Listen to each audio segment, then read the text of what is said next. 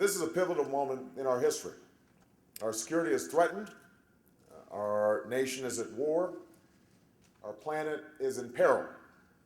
The strength, the standing, and the leadership of America in the world that so many generations have fought for and worked for is at stake.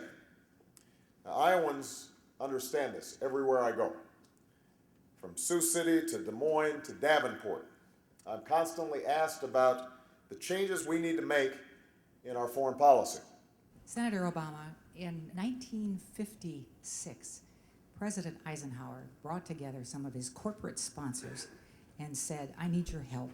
There's a better way to go about things than war, and a better way for Americans to interface with the rest of the world than war. And as a result, he took the lead along with his helpers, and they established the International Visitor Program. He strongly supported Senator Fulbright with the Fulbright program. He put forth Sister Cities International and People to People.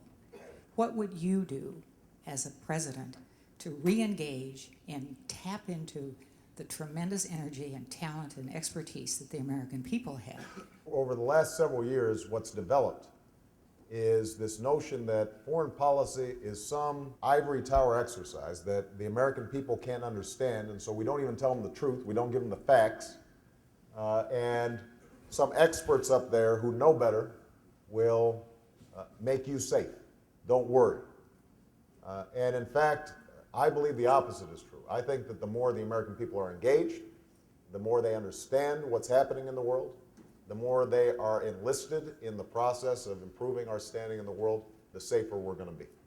So that starts, by the way, with the policy-making process.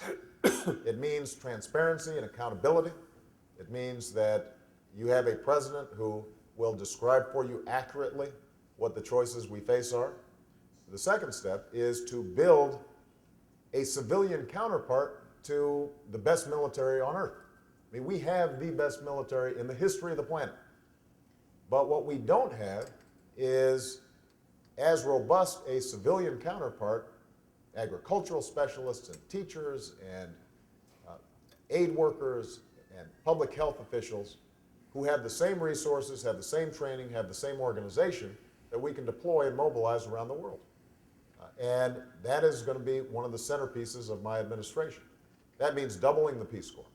That means that we are going to be opening up schools and university courses throughout the world, but especially targeted at the Middle East, that allow for open and robust discussions so that people have a sense of what we stand for and what our values are. I am absolutely convinced that in order to keep us safe in the long term and to make sure that our children and our grandchildren are part of a more peaceful and more prosperous world, that we are going to have to break out of this fever of fear.